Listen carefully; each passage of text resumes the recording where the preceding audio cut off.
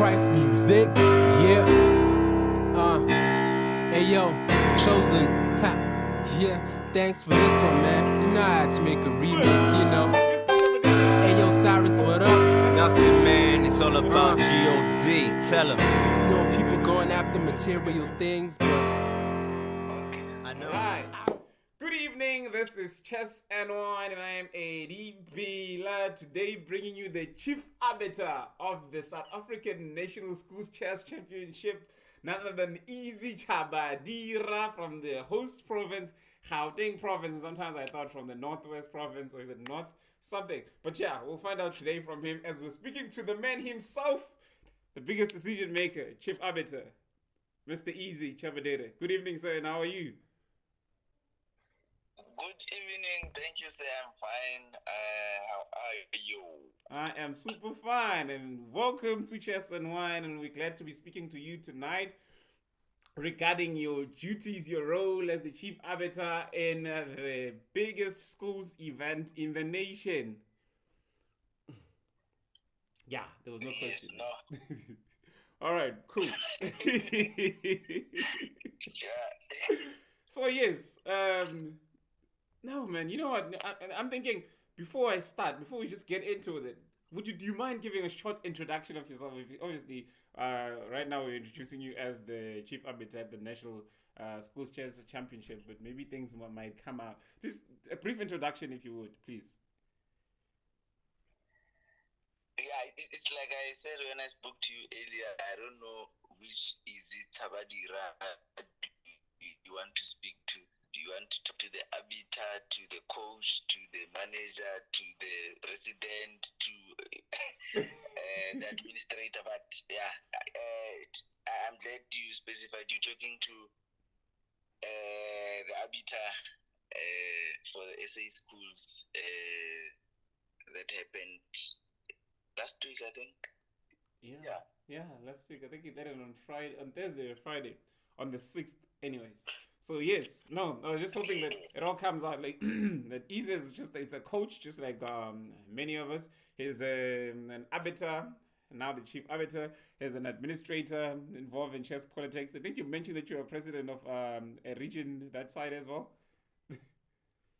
Yes, West Rand. Oh, the president of West Rand Chess. West Rand Chess. All right, now back to the National Schools Chess Championship.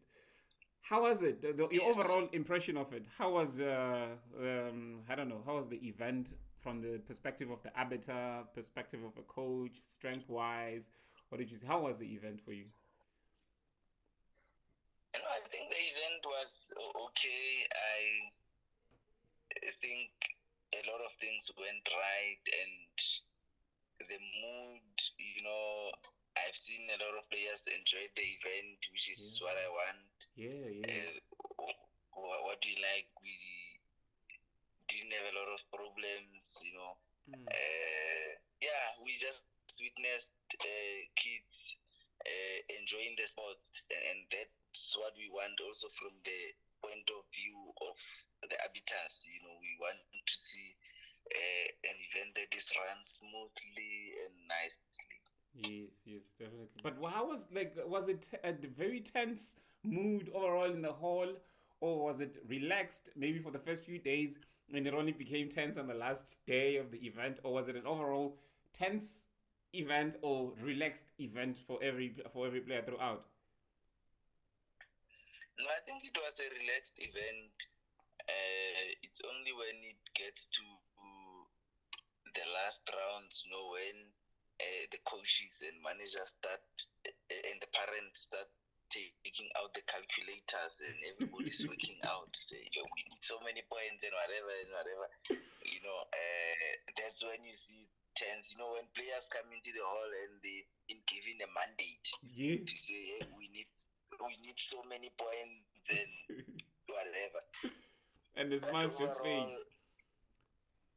Yeah, you can see kids who are playing under pressure. You can see their facial expressions, and in some of their games you would see that.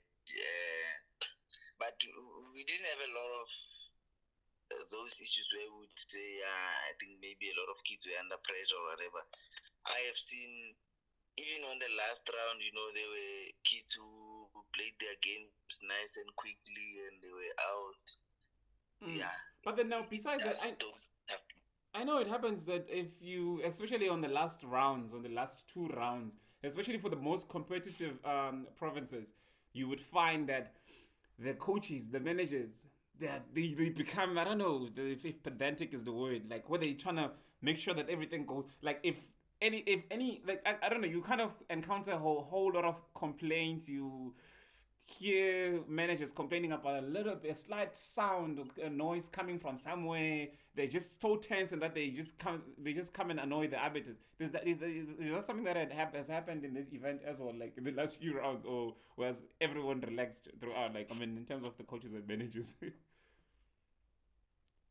One thing that we were having a small problem with was, when it gets to those rounds and everybody's tense, especially the managers, the coaches, you see them walking in the hall, as arbiters kept asking them to go out, whenever parents and coaches enter the hall while the games are on, sooner or later you are bound to be solving problems. Yes. So, which is something that we really don't need. Let me just take this opportunity to address it while I have these 2 seconds. That's good. To say, me personally, if you've been to the events that I run, I'm friendly towards the coaches and the parents. I would usually be in disagreement with my fellow arbiters to say, no, we don't want the parents inside the hall, we don't want, but I let them be, but I request them to, not to disturb the event, to be quiet, just so that, we know chess is not a spectator event, but where we can, just make them be part so that they can come in, take pictures, but after some time then we say, no, come in when the round starts, take pictures, walk a bit, and then quietly go out, don't cause any scene. Yes, which is what I like, but some they make it do what they difficult. wanna do. They make it difficult for us to allow parents, because I mean, I also feel the same way you feel. Like if there's parents, if there's coaches, teachers who have accompanied players, you want to allow them inside the hall so that they also kind of see they feel the experience of being in it. Because I mean, I think it's quite a nice experience when you in a hall full of kids, or hundreds or 50s, even if it's just that number, and they're all quiet and focusing on the boards, and you're just walking around there. I think it's a nice feeling when you're a parent, when you're a coach, you looking at your player or your kid focusing on their game and all that experience. But then now the problem with other parents or coaches when they come in, or even managers, they start looking for what's wrong. They start looking for something that they can complain about, right? Like if they see a player doing something that they don't understand, they want to be the ones that come to the arbiter to complain.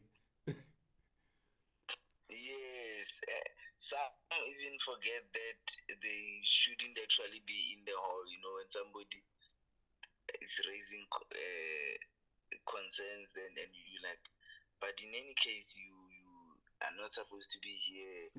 But we do want to allow them. Me personally, I take parents as the shareholders, because they are the one who pay for these kids to come to this event. So I would want them to, I like to be friendly to them, and I would also want them to be friendly towards us. So we all doing this for the kids. We don't want parents causing scenes in the middle of the tournament. Yes, they must just be there and remember their role, not just be there and then try to overstep and just play roles which have other people who are meant to be playing them and speak about things. But yeah, we do need them, because again, if it wasn't for them, some of these kids would not be in these tournaments, in these events, because some of them need to be accompanied by their parents. Some of them don't have coaches and so forth. But yeah, I get that. So now, in terms of this national event that we just came from now, like as an arbiter, what was the most challenging thing that you faced that event as the chief arbiter per se? Like what was, if any? Yeah, I think I even addressed the players Mm. to say if everybody can understand the level of that competition, to say when you are at the nationals, you're not playing district or region or whatever. So there's some expectation to say that's the higher level, that's the national event. So there are some things that you come to expect. Simple things like notation. You won't believe the incidents, how many incidents I got that involved notation. To say, when you're at this level, really, we can't be saying, no, this one doesn't know how to notate. There is absolutely no excuse for that. So there's some sort of expectations. But I think taking it back, also the provinces, there's something to work on to say, when we get to that level, let's make sure that the players understand that they must not behave like we are at a lower level. But it's a I think it's a challenge that's from the other like the I don't know what to call them like hey I want to say the less developed provinces. But I mean at this point we don't have a province that is that less developed. But because I believe that in every province we've got proper arbiters and coaches that know how to teach and train kids how to notate. As long as you can teach a kid how to play chess, you can teach them how to notate. And if it can be communicated that notating, I think if it becomes a rule that the kids players should be notating at provincial selections, so that when they get to national championships, they already know how to notate. You see what I mean? Like, Yes, cause some of the provincial selections tournament are not held formal enough. Do you get that? And some of them are not even rated. yes. Mm. Yeah, I also raised such concerns also to the provinces to say, going back, let's try and improve for next year. Mm. Let every at least minimum, if a province says we didn't do well, but their provincials should be rated. Yes. As the chief arbiter, I don't need to be capturing new players at the national event. Eish, I can Already be on imagine. the database. Yes, you know. They should already be on the database because by right they have gone through levels. So Yeah. if you didn't register, if the tournament at cluster level was not rated, fine. At district level, if it was not rated, then even at province, you see, that's why I have a problem to say. There, you see, we shouldn't be having a child who's at the national level and they are playing their first rated tournament. Yeah. So that's something to do for the provinces there back home.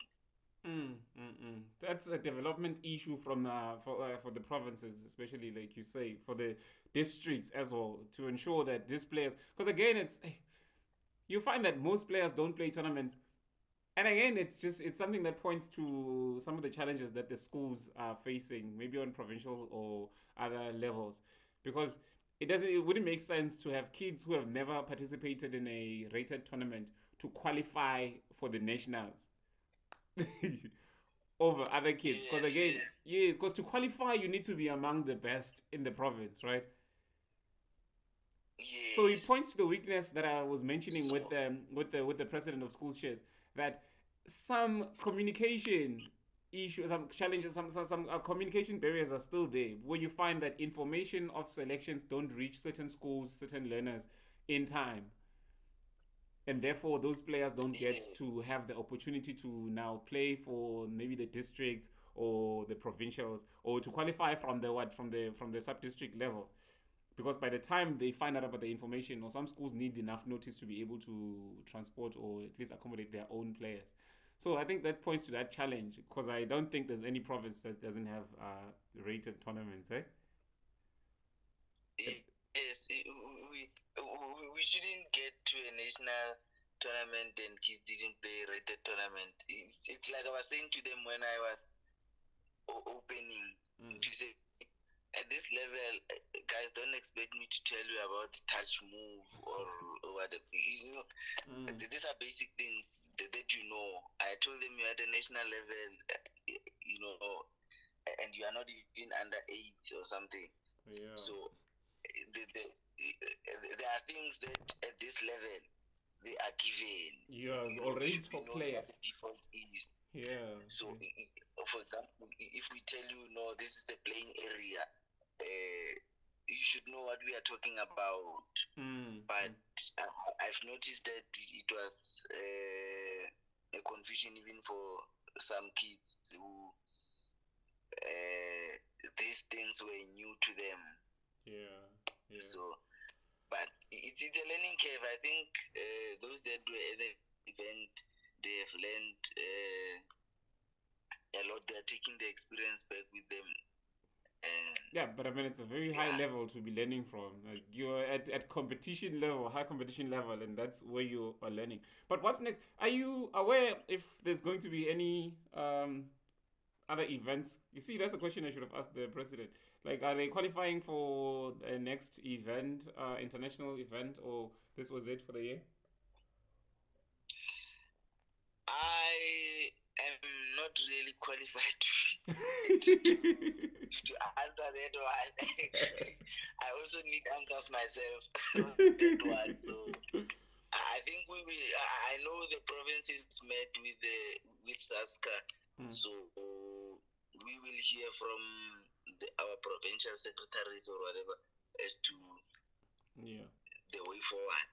Yes. Yeah. All right. So yes. Now, how do you get here to this level of becoming the arbiter at a national event, the chief arbiter even at a national event? Now you're speaking to us, other arbiters who wish to one day be where you are. I think it's about working. So we should be at a time where we are not fighting to get to this event, especially for arbiters. Yeah. You know, when you do your work at the bottom, it will automatically take you to that level. You see, with me, I arbiter from cluster level, district. You know, there's a lot that I'm doing. The schools, for the schools and for the federation, but let's leave federation, but also for the schools. So it's a word also of encouragement for the other arbiters to say, let's not only want to come when it's national. Yeah. Let us work back in the provinces. Yes. We cannot have a province that has the provincial games and district games that are not rated. Yeah. Yet the same province is able to send arbiters to the national. Imagine. Yeah. Yeah. So those are things that we need to sort out. And I think if provinces can work closely with federations, there's a lot of arbiters in the federation. Federation is training arbiters and whatever, so the school's chairs will not have a problem.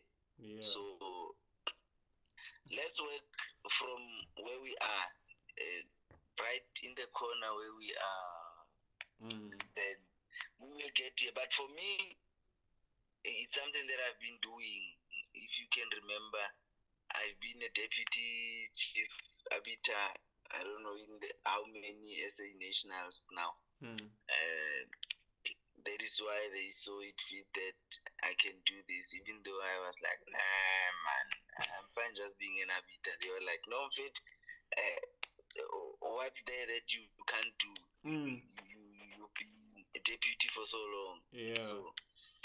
So yeah, but I'm it's glad time to be at chief least and take I the reins. didn't disappoint. Yeah. No. We are proud of you. You see, looking at you gives us hope as well. It's like, man, if Eazy can do it, Mama can do it. So Easy's light is shining upon all the other arbiters. Yes. No, we we're doing it for these kids, Mfethu. Let's go do it Yeah. there. So that they Let's get do the work. you're giving them hope as well. Because again, you're looking at Eazy, you see yourself. I look at you, I see me. I'm like, what's different between me and Eazy?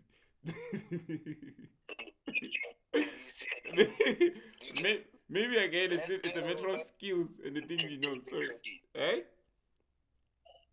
Yeah. You're saying something? No, no, I was saying let us do the work and then we'll take the credit later. So where we are from the provinces that we come from, let us be visible and active. Be visible, active, and supportive. Those provinces will improve. Yeah.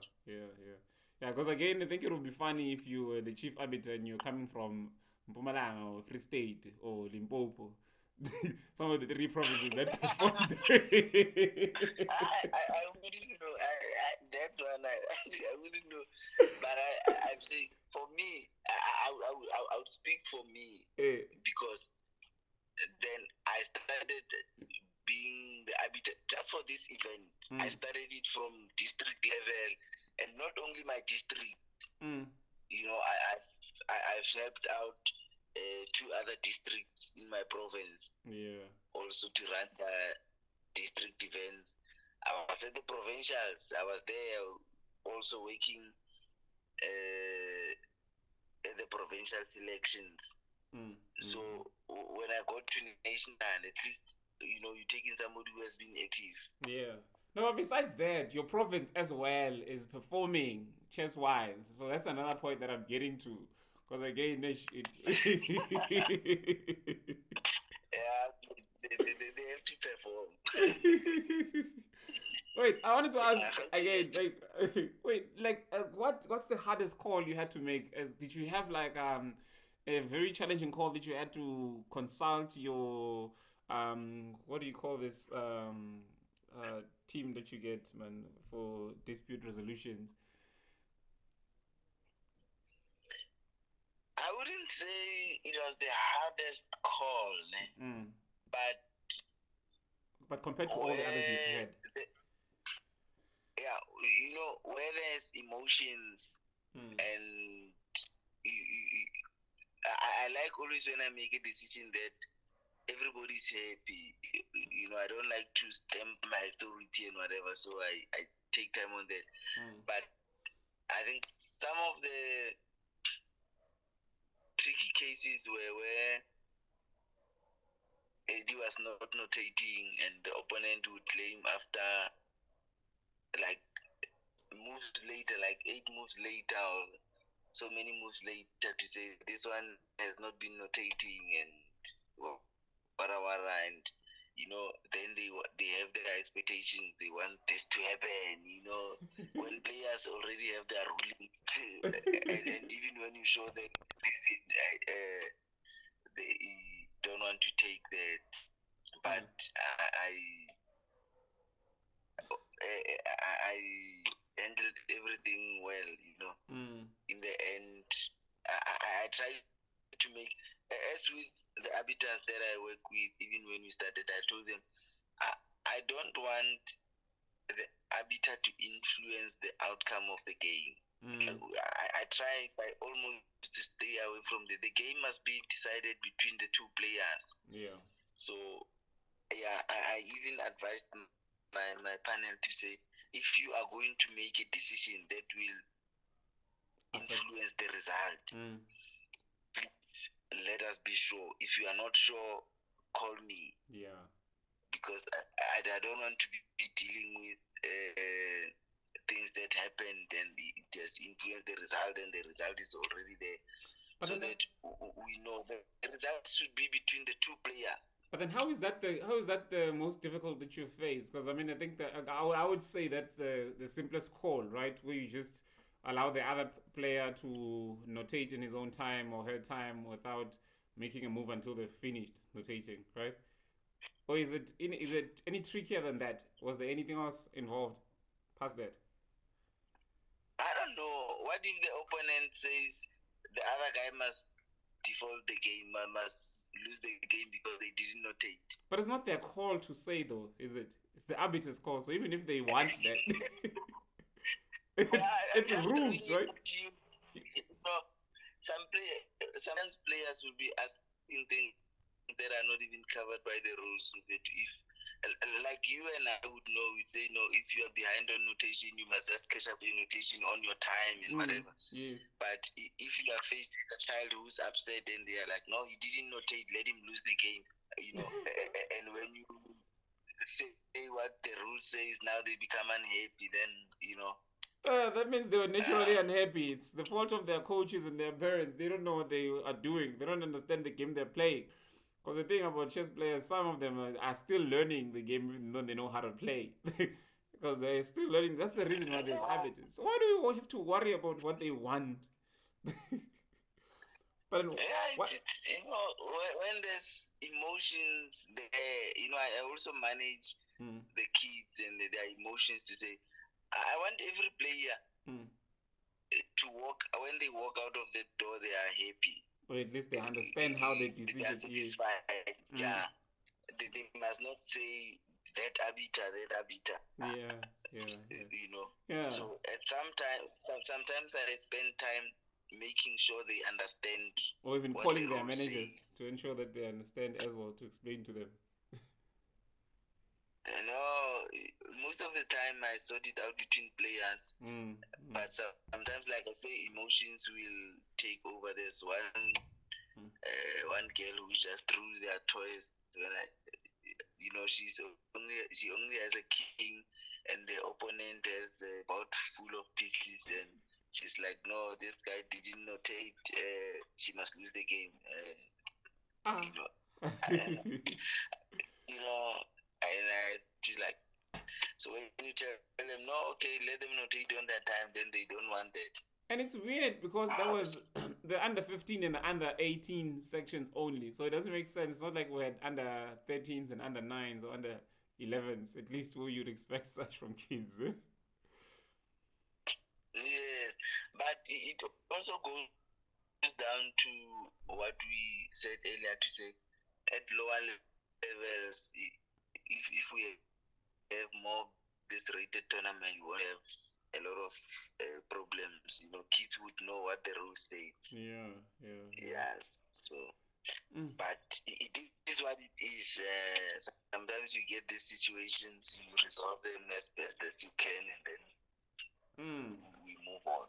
Okay, all right. Now here's a funny question. Now, how is Eazy Tshabadira's relationship with the president of schools chess of chess? Is it the president of Gauteng chess, Vicky Magu? Me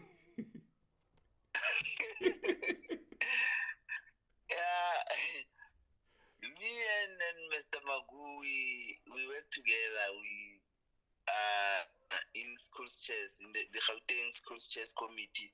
Both of us are in and also in the federation in Gauteng chess. We work together there. So we work together a lot. So I hear that the decision to make you an arbiter was somehow getting challenged by Gauteng because you were chosen by the national schools chess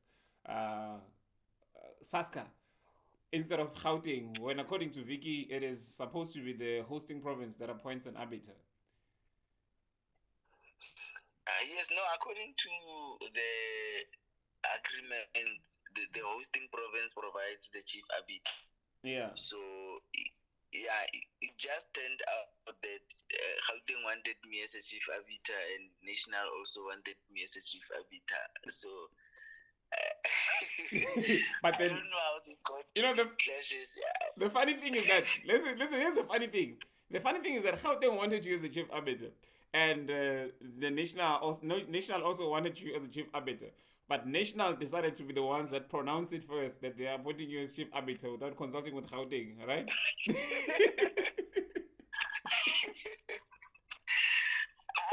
don't know. What I know is like,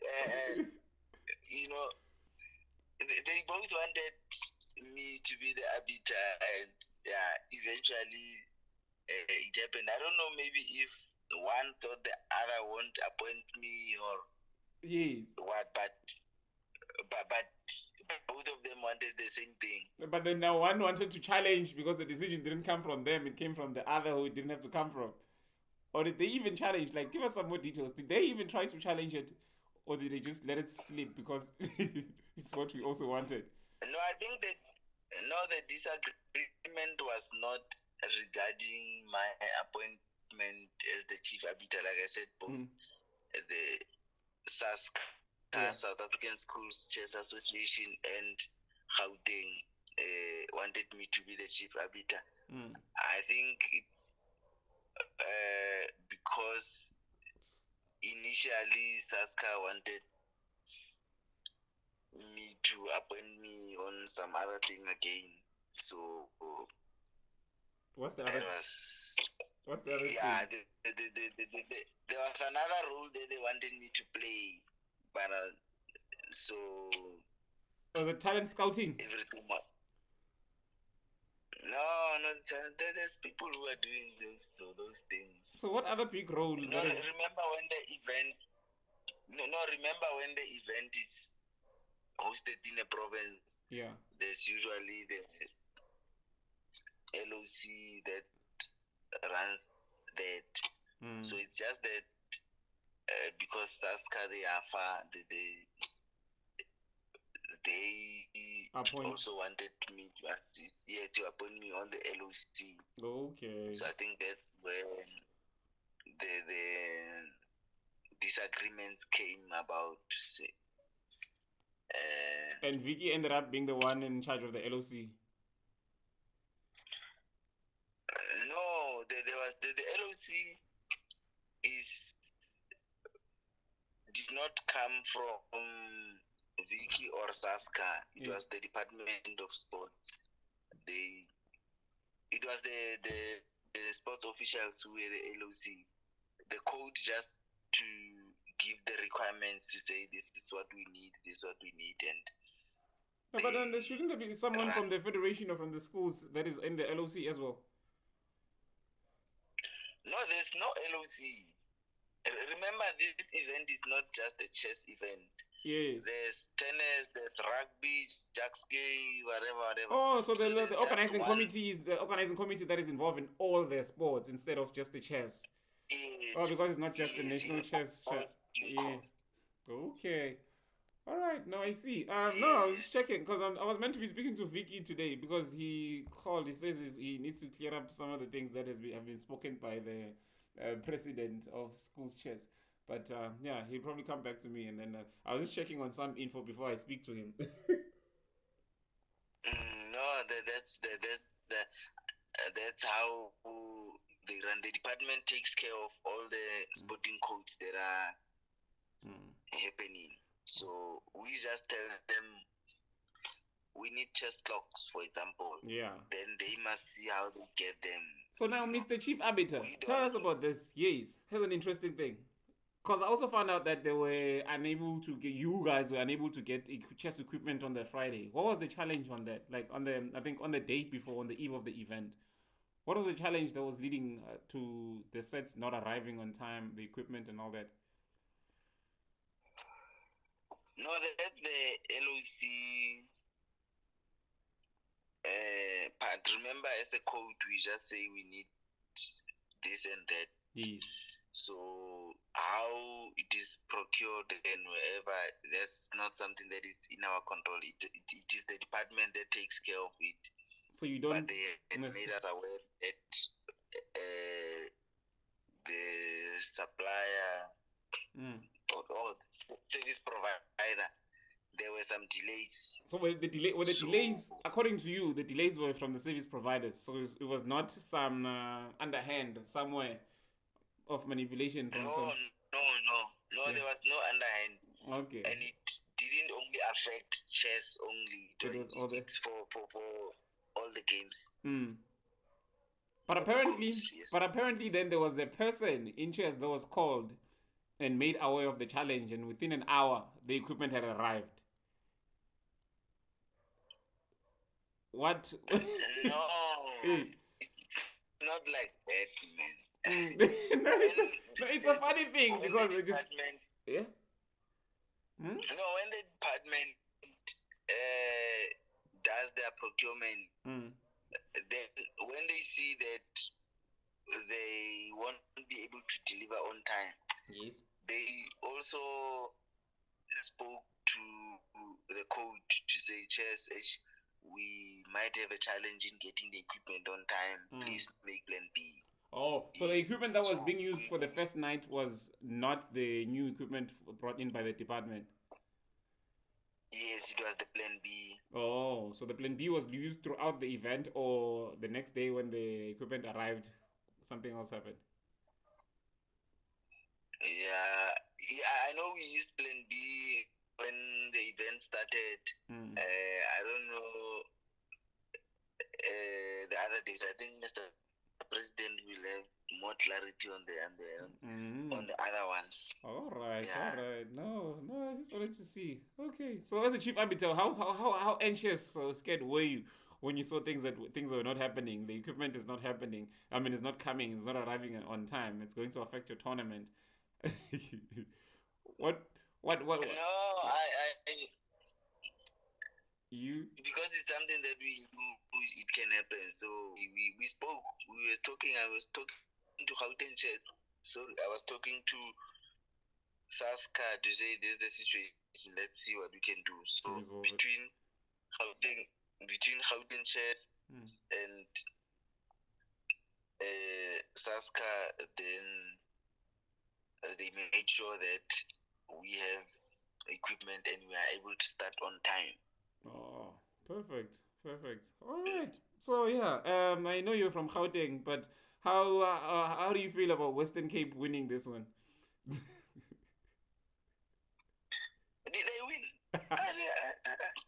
Why do people from Gauteng try to pretend as if they're not aware that Western Cape won? Because I saw in the WhatsApp and there's a group again in one chess group where Deza is wait, who's the head coach of Gauteng chess? I would say, well, no, I think what people are, the mistake is, yeah, remember there were 2 age groups being played. Yes. So we can't say one province is the overall winner or whatever, because the Western Cape won the under 18 age group. Yes. And the under 15 age group was won by Gauteng. Yes. So in the same sentence where Western Cape can say we are the winners, Gauteng can equally say we are the winners. But that is not true. You know why that is not true? Enlighten me. Because this is now I'm enlightening the chief arbiter. Because this is a team event.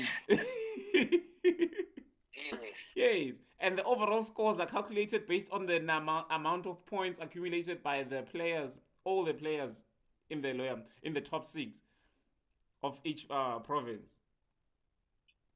You see, so that means how Western Cape most likely had more players in the top 10 in all 4 sections than Gauteng had. Meaning they've accumulated more points because apparently they've won by half a point. I think if they were checking at the difference in points between Gauteng and Western Cape to determine the winner of the overall chess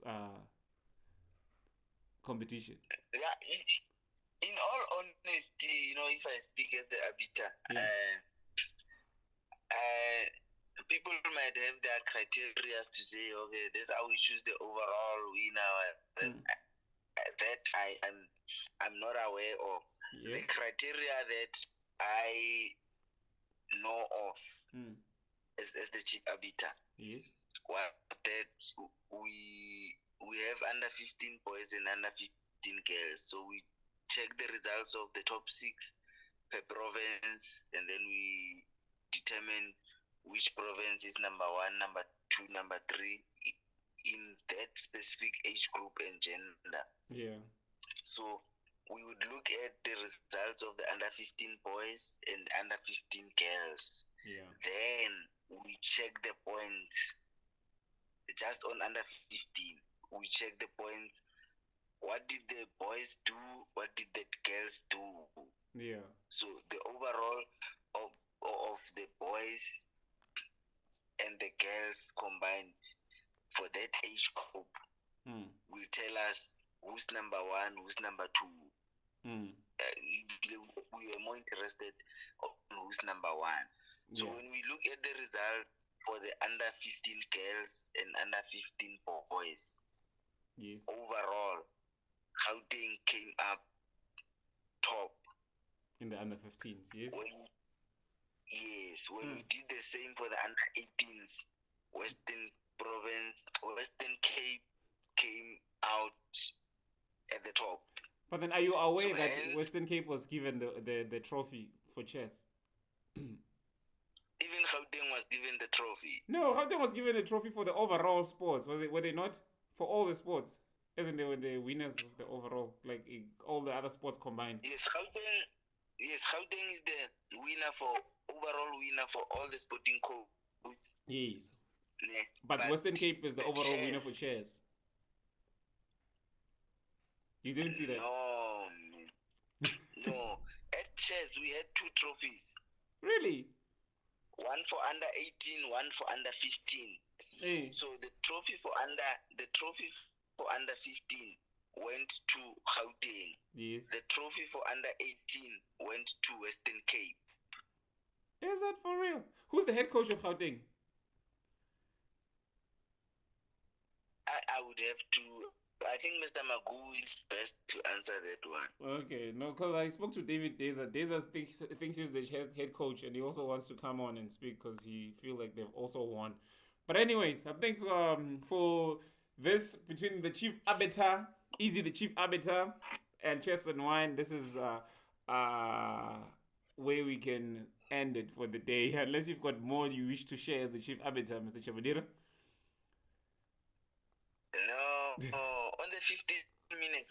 Is this interview 15 minutes? No, I don't have more. It's just to thank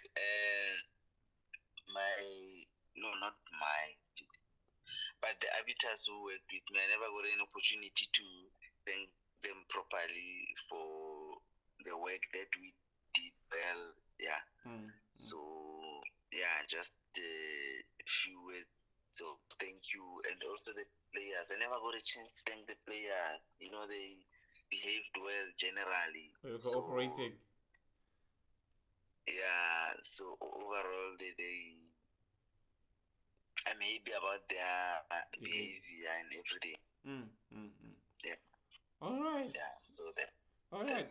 And we thank you, Mr. Chief Arbiter, for giving up some of your time to speak to us and obviously to the chess community and give us some feedback on that. We appreciate your time. Thank you, Mr. Eazy Tshabadira. Have a good evening.